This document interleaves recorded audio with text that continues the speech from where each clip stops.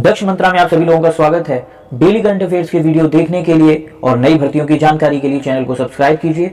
Daily notification पाने के लिए घंटी वाले बेल आइकन को प्रेस कीजिए और अगर आपको वीडियो पसंद आती है तो वीडियो को लाइक कीजिए, कमेंट कीजिए। आज है दिनांक 1 फरवरी 2022 और करंट अफेयर्स के आज के जितने भी महत्वपूर्ण प्रश्न निकल के आते हैं हम इस वीडियो में इनको कवर करेंगे। तो पहला प्रश्न हमारा निकल के आता है कि भारत ने हाल ही में किसके साथ डिजिटल कार्य योजना 2022 को मंजूरी दी है। तो भारत ने किसके साथ डिजिटल कार्य योजना 2022 को मंजूरी दी है? आसियान देशों के साथ। किन देशों के साथ? आसियान देशों के साथ मंजूरी की है। आइए इनके फैक्ट देखते हैं। यह भारत और आसियान देशों की दूसरी बैठक थी। तो ये हम याद रखेंगे, ये कौन सी बैठक थी? दूसरी बैठक थी। बैठक के दौरान भारत आसियान डिजिटल कार्य योजना 2022 नामक एक कार्य योजना को मंजूरी दी थी। बैठक की सह अध्यक्षता भारत सरकार के संचार राज्य मंत्री देव सिंह चौहान। तो हम याद रखेंगे भारत सरकार के संचार राज्य मंत्री कौन है? देव सिंह चौहान। और म्यांमार के परिवहन और संचार मंत्री एडमिरल टिन आंग सान ने की। किसने सह अध्यक्षता की? भारत के संचार राज्य मंत्री देव सिंह चौहान और म्यांमार के परिवहन और संचार मंत्री एडमिरल टिन आंग सान ने की। ये यहां से महत्वपूर्ण प्रश्न बनते हैं। नेक्स्ट प्रश्न है हमारा, हाल ही में किसके द्वारा इंडिया INX पर $300 मिलियन फार्मोसा बॉन्ड का पहला इश्यू सूचीबद्ध किया है? तो हाल ही में किसके द्वारा किया गया है? स्टेट बैंक ऑफ इंडिया के द्वारा किया गया। किसके द्वारा किया गया? स्टेट बैंक ऑफ इंडिया के द्वारा किया गया। SBI पहला जारी करता था जिसने क्या किया था? ग्रीन बॉन्ड को नवंबर 2021 में लक्जमबर्ग स्टॉक एक्सचेंज में एक समझौता ज्ञापन के माध्यम से सूचीबद्ध किया था, जिसे दोनों एक्सचेंजों द्वारा दर्ज किया गया है। ठीक है, तो SBI पहला जारी करता था। कब किया था? नवंबर 2021 में। कौन से exchange? Luxembourg stock exchange, green bond. ठीक है, याद रखेंगे। SBI की स्थापना कब हुई थी? 1 जुलाई 1955 को। SBI का मुख्यालय कहां है? मुंबई में है। SBI के अध्यक्ष कौन है वर्तमान? दिनेश कुमार खारा। कौन है? दिनेश कुमार खारा। नेक्स्ट प्रश्न की ओर हम बढ़ते हैं। 150 गांवों को उत्कृष्टता के गांवों में बदलने के लिए भारत ने किस देश के साथ हाल ही में समझौता किया है? तो किस देश के साथ हाल ही में समझौता किया है? इजराइल देश के साथ। कितने गांव को? 150 गांव को। क्या? उत्कृष्टता के गांव बनाने में। ठीक है, याद रखेंगे। फैक्ट जानते हैं इसके। फैक्ट है, पहले से ही इजराइल सरकार ने 12 राज्यों, जो भारत के 12 राज्य हैं, उनमें 29 उत्कृष्टता केंद्र, जिनको COE कहा जाता है, स्थापित किए हैं। याद रखेंगे क्या? इजराइल ने पहले से ही 12 राज्य भारत के चुने हैं। उन 12 राज्यों में 29 उत्कृष्टता केंद्र बनाए हैं, जिन्हें CEO कहा जाता है। ठीक है, इन 12 राज्यों में कितने गांव हैं? 150 गांव।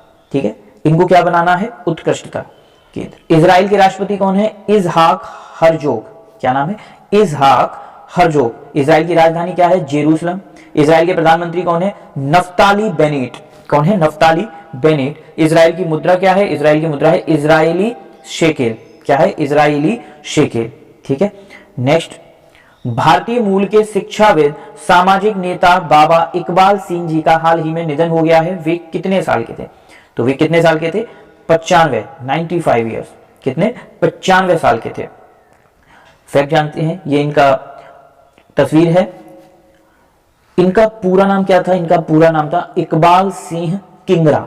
इकबाल सिंह किंगरा, जो सिख समुदाय के थे। किस समुदाय के थे? सिख समुदाय के थे। सिख समुदाय के। ठीक। सामाजिक कार्य के क्षेत्र में उनके योगदान के लिए उन्हें 2022 में पद्मश्री से सम्मानित किया गया। 2008 में इटर्नल यूनिवर्सिटी और 2015 में अकाल यूनिवर्सिटी गुरु की काशी की स्थापना की। किसकी स्थापना? गुरु की काश की स्थापना की। तो याद रखेंगे हम, 2022 में इन्हें पद्मश्री से सम्मानित किया गया था। 2008 में इटर्नल यूनिवर्सिटी, 2015 में अकाल यूनिवर्सिटी। ये याद रखेंगे। पूरा नाम क्या था? इकबाल सिंह किंगरा, सिख समुदाय के थे। नेक्स्ट प्रश्न की ओर बढ़ते हैं हम। फियरलेस गवर्नेंस नामक पुस्तक हाल ही में किसके द्वारा लिखी गई है? तो फियरलेस गवर्नेंस पुस्तक किसके द्वारा लिखी गई है? किरण सी बेदी, डॉक्टर किरण बेदी। पूरा नाम क्या है इनका? डॉक्टर किरण बेदी के द्वारा लिखी गई है। आइए इनके फैक्ट जानते हैं हम। ये इनकी तस्वीर है। डॉक्टर किरण बेदी पुडुचेरी की पूर्व उपराज्यपाल और IPS सेवानिवृत्त हैं। अब सेवानिवृत्त हो चुकी हैं। तो ये कहा? पुडुचेरी की पूर्व उपराज्यपाल और IPS है। यह पुस्तक पुडुचेरी की उपराज्यपाल के रूप में डॉक्टर बेदी की लगभग 5 वर्षों की सेवा और भारतीय पुलिस सेवा में उनके 40 वर्षों के विशाल अनुभव की जमीनी हकीकत पर आधारित है। इन्होंने इसमें पुडुचेरी में जब वो उपराज्यपाल थी उस समय से लेके और 40 साल की अपनी IPS सेवा को इसमें प्रदर्शित किया है, इसमें लिखा है। नेक्स्ट प्रश्न की ओर हम बढ़ते हैं। भारत का पहला बुद्धिमान संदेश वाहक पॉप्स हाल ही में किसके द्वारा लॉन्च किया है? तो किसके द्वारा लॉन्च किया गया है? पेटीएम मनी के द्वारा। पॉपअप जो आते हैं उसी से रिलेटेड है पॉप, तो पेटीएम मनी के द्वारा लॉन्च किया गया है। इसके साथ उपयोगकर्ता अपने स्टॉक से संबंधित विशिष्ट जानकारी, अपने पोर्टफोलियो के बारे में विश्लेषण, बाजार समाचार और महत्वपूर्ण बाजार आंदोलनों को एक आसान उपभोग प्रारूप में सभी एक ही स्थान पर प्राप्त कर सकते हैं। जैसे कई ऐप हमने डाउनलोड करने पड़ते थे सब जानकारी के लिए, वो हमें कहां मिल जाएगा? एक ही जगह में, और पॉपअप के रूप में मिल जाएगा। ठीक है, पेटीएम मनी के सीईओ कौन है? तो पेटीएम मनी के सीईओ है वरुण श्रीधर। कौन है? वरुण श्रीधर। पेटीएम मनी मुख्यालय स्थान कहां पे है? बेंगलुरु। कहां पे है? बेंगलुरु में है। और पेटीएम मनी की स्थापना कब हुई थी? 20 सितंबर 2017 में। कब हुई थी? 20 सितंबर 2017 में। नेक्स्ट प्रश्न, हाल ही में नासिक और देवास में नई बैंक नोट प्रिंटिंग लाइन किसके द्वारा स्थापित की गई है? बैंक में जो बैंक के नोट छपते हैं वो प्रिंटिंग एक लाइन जारी की गई है, स्थापित की गई है, वो किसके द्वारा की गई है? SPMCIL द्वारा। SPMCIL द्वारा। SPMCIL क्या है? Security printing and minting corporation of India limited. क्या? Security printing and minting corporation of India limited, SPMCIL।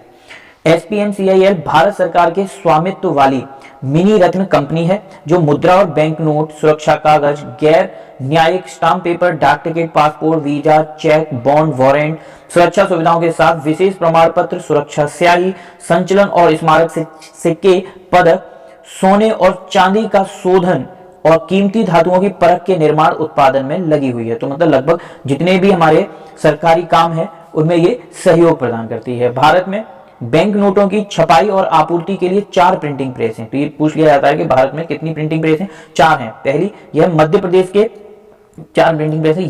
ये जो SPMCIL है ये मध्य प्रदेश के देवास, महाराष्ट्र के नासिक, ठीक है, SPMCIL के स्वामित्व वाले, कर्नाटक के मैसूर और पश्चिम बंगाल के सालबोनी जो कि भारतीय रिजर्व बैंक नोट मुद्रण प्राइवेट लिमिटेड के स्वामित्व है, ठीक है, में है। मतलब 4 जो हमारी प्रिंटिंग प्रेस है वो कहां है? मध्य प्रदेश के देवास में, महाराष्ट्र के नासिक में, कर्नाटक के मैसूर में और पश्चिम बंगाल के सालबोनी में। ठीक है, ये याद रखेंगे।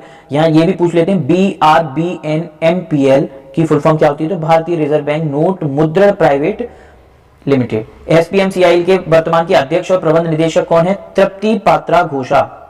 ठीक है, तृप्ति पात्रा घोष। और SPMCIL की स्थापना कब हुई थी? 10 फरवरी 2006 में हुई थी। नेक्स्ट है हमारा, एयर इंडिया के पुराने कर्ज के वित्त पोषण के लिए टाटा समूह ने किन 3 बैंकों को चुना है? तो हम पहले भी इस क्वेश्चन को कवर कर चुके हैं इस तरह के कि टाटा ने एयर इंडिया को कुछ शेयर को अपने नाम कर लिया है और 10,000 करोड़ रुपए में उसे खरीदा था। तो इसके लिए लोन की जरूरत पड़ी। जो पुराना कर्ज है वो एयर इंडिया का किस तरह से टाटा समूह चुकाएगा, उसके लिए उसने 3 बैंकों से कर्ज चुकाने के लिए लोन लिया है। तो वो कौन कौन से बैंक है? SBI, BOB bank of Baroda और HDFC बैंक। ठीक है, तो 3 बैंकों से लिया है। आइए फैक्ट जानते हैं। 18.6% बाजार हिस्सेदारी के साथ, तो पूरे शेयर के 18.6% बाजार हिस्सेदारी किसने की है? टाटा ने। टाटा ने अपने नाम की है। टाटा सन्स ने SBI से 10,000 करोड़ रुपए और बैंक ऑफ बड़ौदा से 5,000 करोड़ रुपए का ऋण लिया है। HDFC बैंक ने के कर्ज का अभी पता नहीं चला है। नेक्स्ट प्रश्न है हमारा, महिला एशिया कप हॉकी 2022 भारत ने किस देश को हराकर कांस्य पदक जीता? तो किस देश को हराकर कांस्य पदक जीता है भारत ने?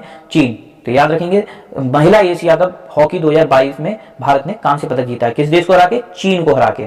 ठीक है, भारत ने चीन को 2-0 से हराकर कांस्य पदक जीता, जिसमें चीन एक भी गोल नहीं कर पाया था और भारत ने 2 गोल किए थे। 2022 महिला हॉकी एशिया कप चतुर्भुज महिला हॉकी एशिया कप का 10वां संस्करण था। यह 10वीं प्रतियोगिता थी। टूर्नामेंट मस्कट ओमान में सुल्तान काबूस स्पोर्ट कॉम्प्लेक्स में आयोजित किया गया था। तो नाम रखेंगे, टूर्नामेंट का हुआ था मस्कट ओमान में सुल्तान काबूस स्पोर्ट्स कॉम्प्लेक्स। क्या नाम था? सुल्तान काबूस स्पोर्ट्स कॉम्प्लेक्स में किया गया था। जापान ने हॉकी महिला हॉकी एशिया कप टूर्नामेंट में अपना 3रा खिताब जीतने के लिए फाइनल में दक्षिण कोरिया को 4-2 से हराया। तो विजेता कौन रहा इसका? जापान। और किसको हरा के जीता? तो सेकंड रनर अप कौन रहा था? दक्षिण कोरिया। जापान ने 4-2 से हराया। नेक्स्ट प्रश्न है हमारा, ऑस्ट्रेलियन ओपन 2022 पुरुष एकल खिताब किसने अपने नाम किया? तो किसने अपने नाम किया है? पुरुष एकल राफेल नडाल ने, किसने किया? राफेल नडाल ने। ऑस्ट्रेलियन ओपन 2022 बहुत बड़ी प्रतियोगिता है ये, किसने किया? राफेल नडाल ने। आइए फैक्ट जानते हैं इसके।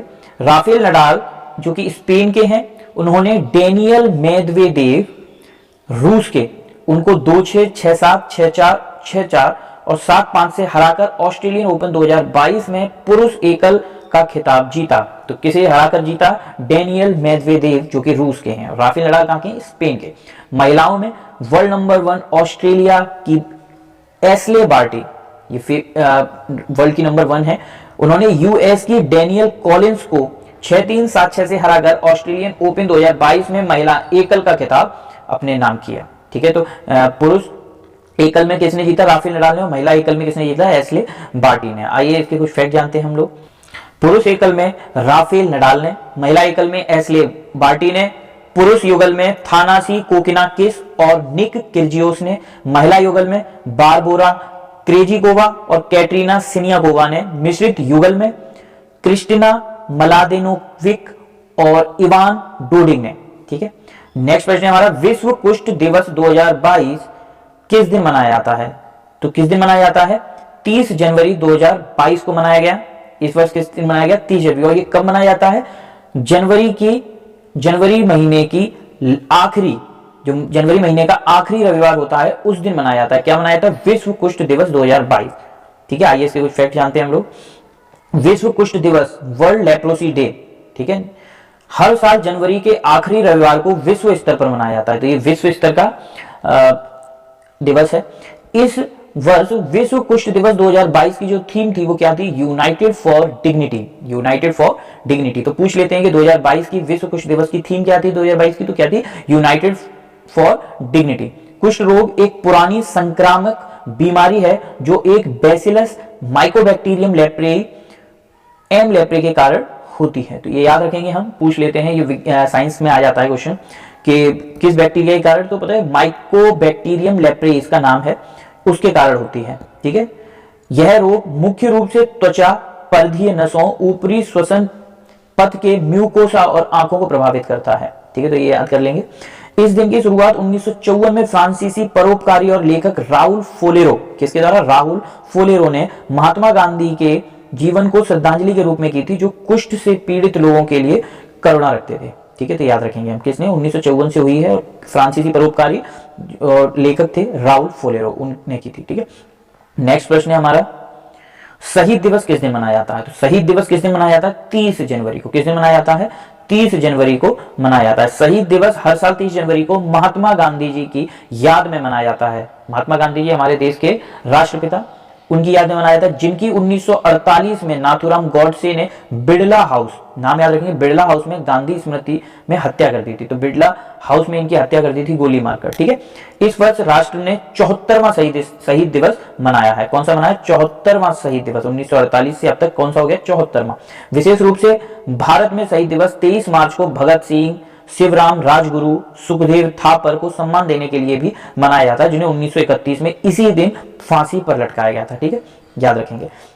अच्छा, पूरा नाम कभी कभी पूछ लेते हैं कि हम लोगों को पता होता है राजगुरु, सुखदेव, भगत सिंह का तो सब जानते हैं, तो इनका पूरा नाम शिवराम राजगुरु और सुखदेव का पूरा नाम सुखदेव थापर, ये पूछ लिया जाता है।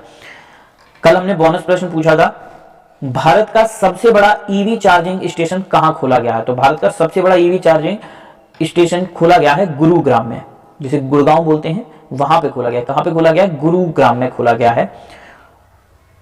आज का हमारा बोनस प्रश्न है, विश्व उपेक्षित उष्णकटिबंधीय रोग दिवस किस दिन मनाया जाता है? ठीक है, तो इसका उत्तर आप लोग कमेंट बॉक्स में दीजिए। आशा करता हूं आप लोगों को वीडियो पसंद आई होगी। इस सीरीज को कंप्लीट करने के लिए वीडियो को ज्यादा से ज्यादा शेयर कीजिए, जिससे हम आपके लिए और भी अच्छा और भी बेहतर कंटेंट ला सकें। धन्यवाद।